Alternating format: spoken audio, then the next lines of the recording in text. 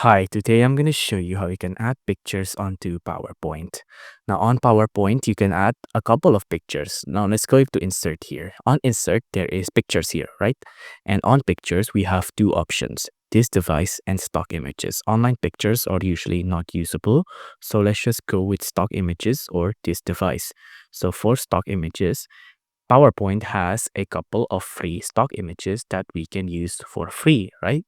So for example, there's a person here. I can click on insert if I pick on it. And then we have a picture inserted on our PowerPoint, right? And that we can use and we can move around with.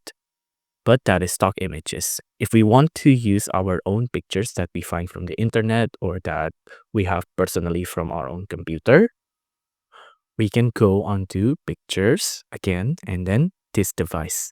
Now on this device, you can find your own picture from your computer. For my case, I'm just gonna insert in one of my old thumbnails. So I'm just gonna do this, double click it, and now we have a picture in PowerPoint just like this. You can customize it with a lot more format here as well, like border, effects, and layout. I encourage you to experiment and find out. If you like this video, please consider liking and subscribing.